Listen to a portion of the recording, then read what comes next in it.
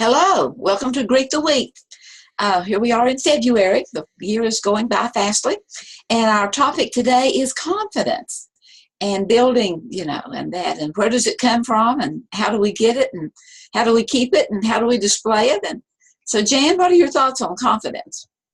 Hello, Mona, and hello, everybody. Welcome to Greet the Week. And I was listening to a podcast the other day, and they were talking about how confidence is a choice. And I had never really thought about that before. And I said, that'd be a great topic for Greet the Week, because it really is. I mean, some people have more of a talent for showing confidence, have more of a skill. I call it a skill that they've developed of being confident. And other people just never have learned how to do that. And I just want to let people know that you can develop that skill. You have to change the way you think of yourself and say more positive things about yourself. And the thing is, too, when you start showing a little confidence and standing up for yourself and things work out in your favor, you feel kind of good. And it gives you a little more reason to keep doing it, because you've had a good experience. So let's continue with that good experience. Let's try this again. And you kind of think about it with just about everything that you try for the first time. Even on a negative side, stealing. The first time you steal, it's uncomfortable. But then people continue to do it until they're so good at it. The same thing can work with confidence and some of these positive skills. Yes, they are a bit scary at first when you try to do them, but if you really believe that that's what you need to do and how you're going to move forward with it, then you just keep at it and work through those fears, work through those uneasy feelings, and then pretty soon you kind of scare yourself. It's like, did that really come out of my mouth? Yeah, now what do I do? That's right. Yeah, you said there, to say nice things about yourself, and that's well and good, because we all have those positive qualities, but then also to believe it. That Right. really is me. If it wasn't me, I wouldn't have thought about it. I wouldn't have wanted it. I wouldn't have had that dream or that idea. And as we begin to believe it and then act upon that belief, and then whenever we see it, it's okay to be surprised with it. Right. But then embrace it and take it and say, well, that really is me. Right. I can do this.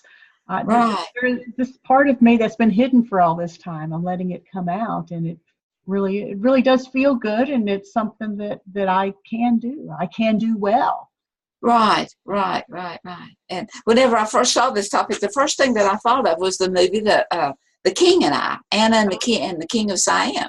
Uh-huh. And she was the school teacher, and she was really quite confident and competent and was going, but she was so afraid. She didn't speak the language. She didn't know the terrain where she was going. I mean, it was just day and night to her.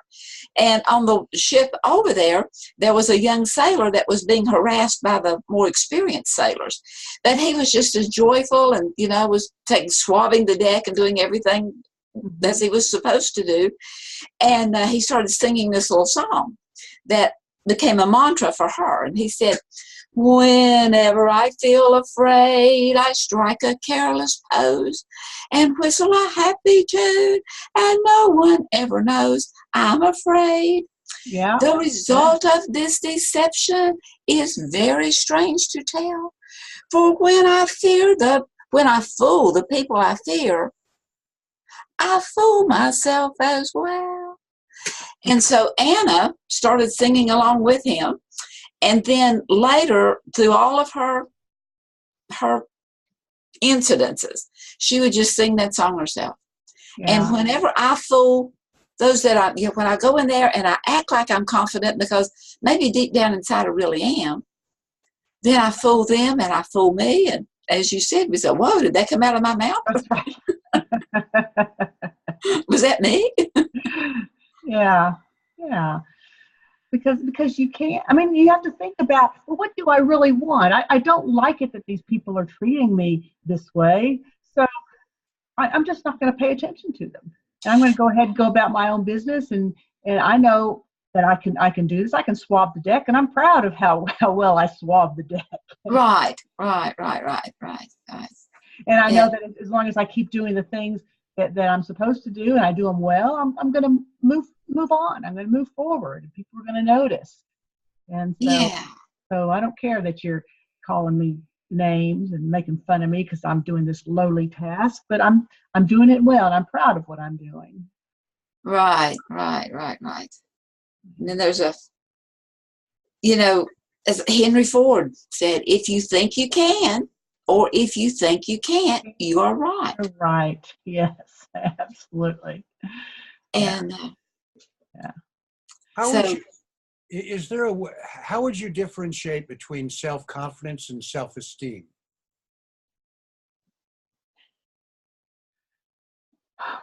Well, that's an interesting question. I hadn't really thought about that. I think you need both. They kind of work together. But then sometimes self-esteem is not genuine. I mean, I know that they're having some struggles with that whole self-esteem thing now, that they were trying to build self-esteem in children, and so they were overconfident because they've received so many positive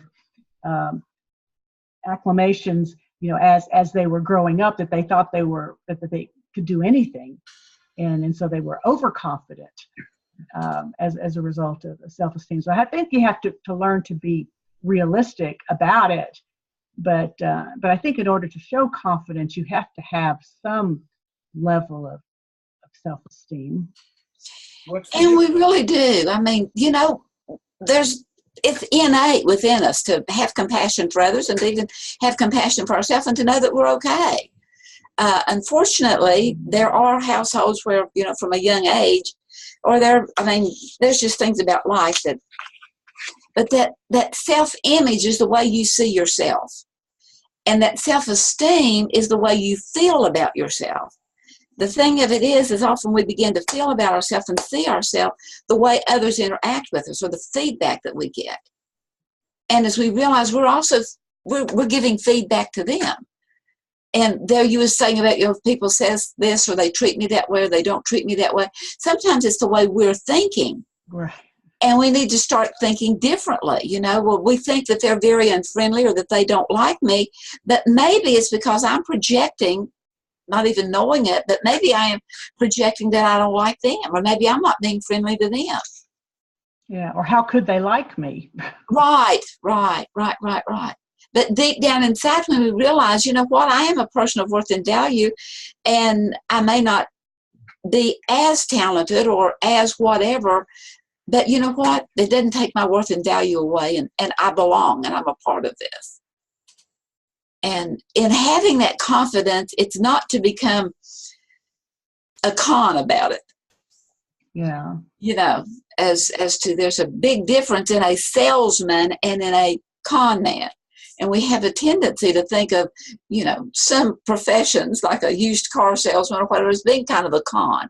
Yeah. But that's not necessarily true. Yeah. So I still haven't heard the difference. Well, I don't really know that I know the difference.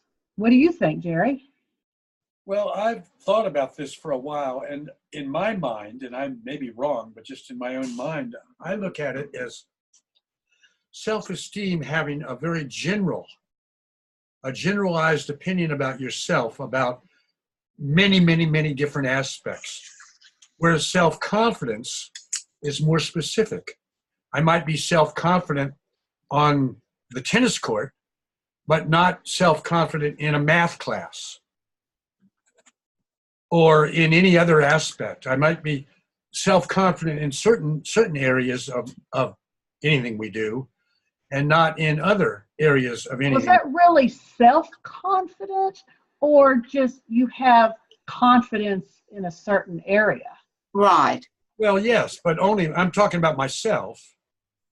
We're talking about ourselves, and in a certain area, you might be confident. I'm confident that I can make a layup in basketball, but I'm not confident that I can dunk the basketball. Well, that goes to competence. Yeah. Yes, but I'm not talking competence. I'm talking about self-confidence. Well, I understand, but I think So I don't think self-confidence is necessarily dependent upon how good you are at any skill. It's whether you feel like you could learn that skill if you put some time and effort into it. That would be self-esteem. See, that's what I'm saying is the difference between self-esteem and self-confidence. Well, to me, self-esteem is I like me whether I succeed or not. Yeah. And that's not to give up and say, well, I'm a big dummy and I'm not, I can't ever make the basket, or I can't ever, get the hoop shot or whatever. It's to say that whether I do or whether I don't, my value as a human being doesn't diminish. Yes, it's and it's healthy. It's very general. Quite frequently in teaching about, self-esteem and that kind of stuff, I look at the fact that all too often we have this overinflated ego, and it comes across as being, braggadocious and all that, this confident, over self-inflated ego trying to compensate for our low self-esteem. Mm-hmm. If I look good, sound good, smell good, all that kind of stuff, if I meet all the criteria that's supposed to be good and winners, then I'm okay. But often it's trying to compensate for that low self-esteem because I really don't think I measure up. If we realize the fact that, you know what, I would not be on planet Earth if I wasn't here for a reason. I started defining self-esteem about 30 years ago when I discovered Glasser. And my definition of self-esteem is knowing that you can satisfy belonging, power, freedom, and fun. Exactly. That's my own personal, and I've never heard anybody else define self-esteem that way. Traditionally, self-esteem is defined as competence and worth. If you feel that you are competent and you feel that you are worthy, then you have self-esteem. That's the traditional definition of self-esteem. I defined it in more Glasserian terms. Is that a word, Glasserian?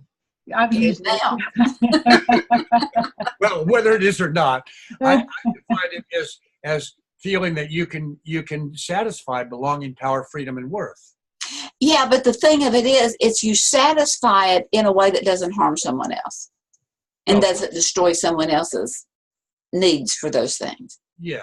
And then that you really can have that confidence as well as that esteem that, that things are okay, So it's right with the world, and I'm right with the world. And even if someone is ugly to us, we can still esteem them in high regard. So you think my definition of self-esteem is okay? Works for me. Oh, well, all right then. I'm still not really. Well, the word esteem, whether you apply it to yourself or to to anything else, if you esteem something, it's to regard it highly. But we don't want it to be so high that it's that overinflated ego that becomes the con man. It's like having the confidence. We want to have the confidence to at least try, to at least get out there and put forth the effort, but not be so confident that we want to knock everybody else out of the ring, that that we all win together. So what did your podcast person say about confidence, Jan? I don't really remember the whole context for when it was brought up. I just remembered that phrase, and it reminded me of the time when I was talking about women in the workforce and sexual harassment and that kind of thing, and that one of the ways that I dealt with it when I was in the corporate world was to let the perpetrator know that I didn't appreciate what they had done and what they had said. And I would confront the person one-on-one, but what I found is a lot of women wouldn't do that. And that they would go to their manager or to the human resources or something, have somebody else, tell somebody else, and then say, but I don't want you to go tell anybody that I came and talked to you.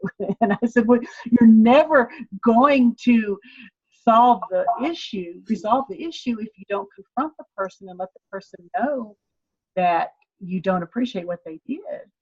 And so, one of the comments that I got was, but how do you build that kind of confidence in people so that they will go up and speak out? And so I started thinking about that, and where I think that confidence, to learn that skill, to build that skill in yourself, it would be a good thing for anybody to have, because there's a lot of things. It's not just women and men. It's not people of color. It's not different ethnicities and stuff. It's everybody has encountered something along the way where they just didn't appreciate the way the other person spoke to them, or comment they made about them, or something.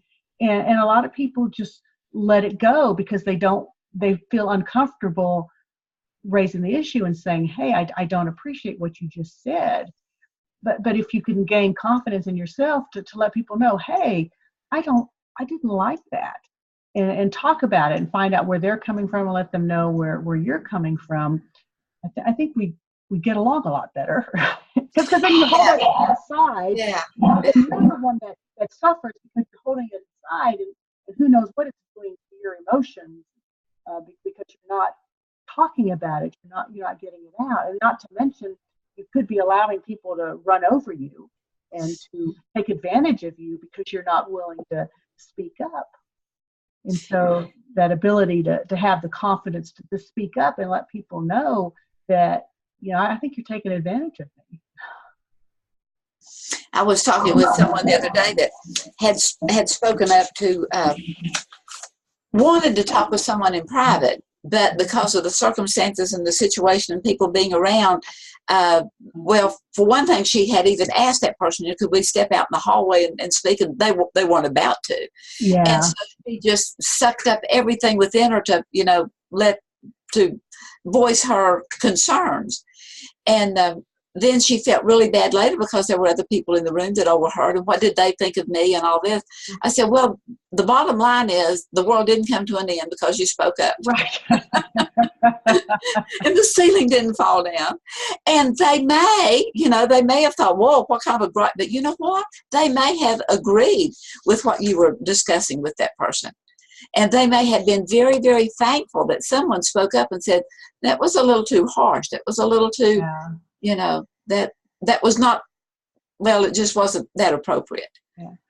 That reminded me of something that happened to me long, long time ago. I was in my 20s at the time, and we were having these discussions at work.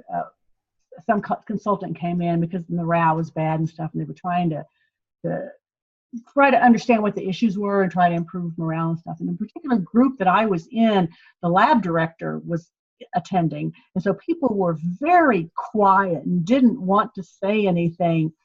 And we got into sometime got into the discussion about saying thank you. And I was saying that I think that's very important when somebody does something for you, even if it's something you ask them to do, to just say thank you. And he turned to me and he goes, well, Jan, you're an intelligent young woman. I think that you would know when you did something well. You wouldn't need somebody else to tell you. Or maybe it was that you did a good job. You don't need somebody else to tell you that you did a good job. And, and I didn't come back at him, but the instructor later put up an overhead, this back when we had the overhead projectors, he put an overhead up there and said, something about, being sure to let people know that you appreciate what they did, even if it's something you asked them to do.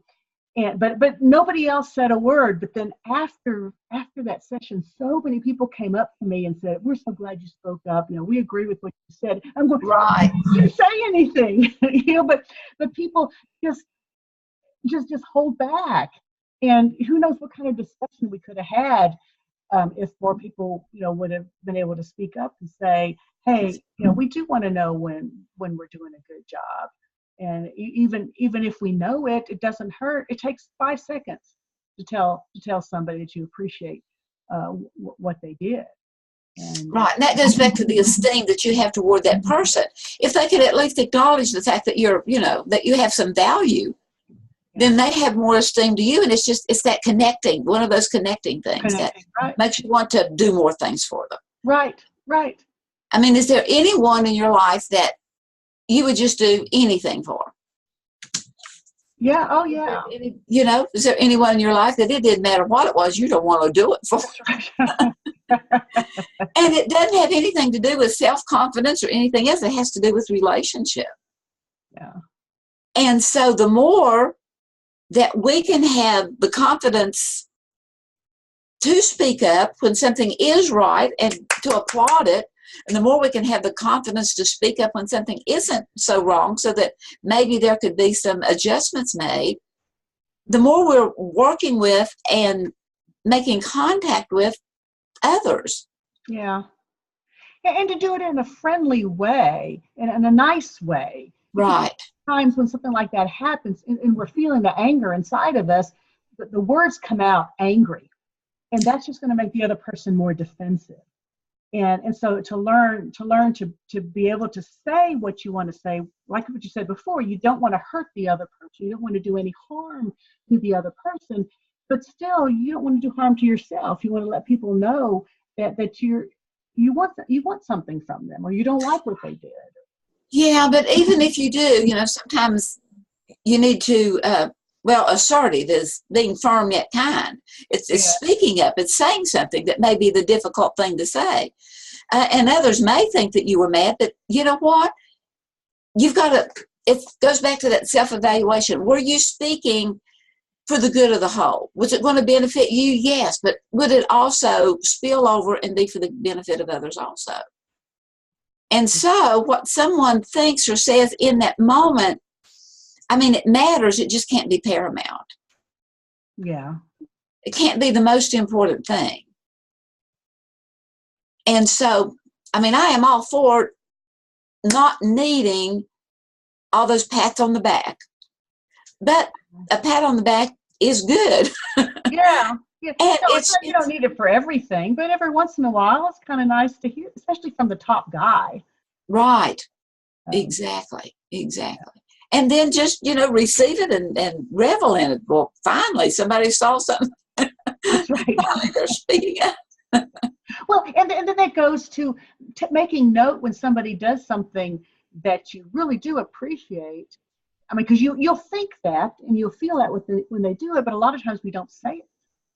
And so it's to make that habit that when somebody really goes above and beyond, to let them know that you appreciate that particular thing that they did. Right, and that you even noticed. Right, yeah. Boy, that's really something that. Yeah. And it helps with that. Well, Picasso said that he continually did things that he couldn't do so that he could learn how to do them. Right. Yeah. And sometimes that's speaking up. You may think that you come across like the mouse that roared, but speak up anyway. You may have butterflies in the stomach, but go ahead and speak up anyway. Yeah. And again, realize that the roof didn't fall. It didn't fall. Of course, there's the story of Oliver Twist, who spoke up and ended up in a bad situation there when he was kicked out of the orphanage and had to fend for himself. But then he learned how to fend for himself and how to become street smart. And so sometimes it seems like you might have a bad consequence from speaking up, but then you can look at it as, well, maybe there's an opportunity here. Maybe I didn't really belong there. That really wasn't the place for me. Right. And, right. Dr. Seuss's Yertle the turtle. And all the turtles kept building on top of him, and finally, because this top turtle was going to be king of Turtleville, and finally, little old Yertle, he burped, and his burp shook the throne of the king. And sometimes it doesn't have to be anything earth-shattering. Sometimes it's just a speaking up that something's askew here. Can cause enough static that it brings about corrective change, even when you're put out on the street. Yeah. Or even when initially it seems very negative. Yeah. The very person that I was talking about that spoke up, and even though there were others around, was, she was conflicted with herself about sharing something with someone when others were there to hear it. Mm-hmm. I sent her an email about the fact that, you've got to be true to yourself. Yeah. And that confidence, I mean, we can't always pick the surroundings and who's there and who's going to hear and how they're going to receive it and how they're going to respond. And it goes back to that, what is your wisdom heart telling you? What is it really saying inside? And you can do it. If you couldn't do it, you wouldn't have had that thought to start with. Yeah. That it's there. If it crosses our mind, it is because something that our creative system is well familiar with, or is familiar enough with who we are deep down inside, that we can exercise it enough to learn it and to overcome it. Whether that is swabbing decks or whatever, that we can learn to do those things. Whatever it is. I mean, there's a story of this a janitor. I don't remember the details of the story, who was very proud of his work and proud of his job, and believed that he was part of the team, that he provided a very important role to keep everything clean. And even though it seems like you're at the bottom of the totem pole, well, he was at the bottom of the totem pole, but he still took it seriously and felt good about himself for doing it. You can aspire to look up, to move up in the organization, but you have a job to do wherever you are, and you can be a hero at any level, any position. Whenever we went to Alaska, I've always heard that too, the bottom of the totem pole as being the least significant. Mm-hmm. But yet when we went to Alaska, and they have, there's totem poles everywhere, and they're highly revered. And the person at the bottom is not, they're the ones that everybody else is built upon. Right. Yeah. And so we could go back to that cleanliness, that efficiency, that things being organized, everyone doing their part is helping others to build upon that. Yeah. And so we all matter. We all matter. We do all matter. We all have our role. And if we're aspiring to some other role, that's good for us, but let's make sure that we don't neglect the role that we're doing right now. Right. Learn while we're learning. Yes. And, Yeah. So I really do think that confidence is a skill that anybody can learn to do.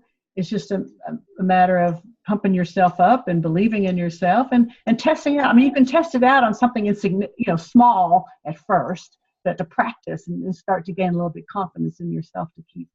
Yeah, I really think that generally speaking, the more we do something, the better we become at it. Oh yeah. And there are some people who are so fearful of failure, they never try. Right. Once they fail and they give up. Yeah. The fear of failure stops confidence. And there are people that have that built into themselves so that they live a life of never trying new things, or not with any intensity. And therefore they don't really achieve their potential. Yeah, that's right. That's right. And may I take about 30 seconds to push Sudoku in this particular? Okay. I haven't heard you speak about it in quite a while. One of the good things about Sudoku is if you fail, you've lost almost nothing, because you can just wad it up and throw it away and do another one. Or start over. Yeah, or erase it. Or if you can erase it, you can start over. But it kind of, I believe that at least when children, it kind of eliminates the fear of failure, because failure is no big deal. Right. Yeah. And that's just another one of the strengths of Sudoku. Most things that we do are destination oriented. The journey is part of it, but you're trying to achieve something at the end. It's a painting or a photograph, or you're building a table or whatever you're doing, but you have something to show for it at the end. And if you build a table that only has 3 legs and it falls over, well, you've kind of the failure is harder to deal with. With Sudoku, with a failure, it's easy to deal with. You lost practically nothing. You throw it away. You may have lost 15 minutes of your time and a little bit of self-confidence, but you haven't, in a material way, you've lost really nothing. Does that make any sense at all? Sure. Yeah, well, I mean, the whole thing about trying new things and trying something different. And the fear of failure that some people seem to have that stops them from trying. Right, it does. It does. And I think that's real prevalent in people who are good at some things, that they think that they're good, should be good at everything. And then when they're not good at something, then it's an uncomfortable feeling for them. But to learn to work through that fear, because I'm afraid of failing, but the more that you work through those fears and realize that, well, this is not easy for me. It's taken me more time to learn this, but I can learn it. I can get better. Then you'll gain a little more confidence to try other things. That's what I think self-esteem is. Part of it is knowing that, okay, I failed now, and maybe I failed 3 times in a row, but eventually I'll figure it out and I'll be able to do it. Mm-hmm. Or if I don't, so what? Right. Yeah. Right. Or maybe I'll never still dunk the basketball. Yeah, maybe I never will. But I mean, you got to be realistic too. But people with high self-esteem don't quit quite as easily as people with low self-esteem. Well, and confidence kind of all goes hand in hand there to help to develop the esteem for yourself and also esteem for others. As we have confidence in ourselves, then we can have more esteem for others. That's where I'm coming from. Yeah. That, I have a very busy day today. I'm going to have to go. Well, we're out of time anyway, so thanks for joining us, Jerry. And thank you very much. Thanks for everybody's comments and insight. And we'll see you again next week on Greet the Week. Okay.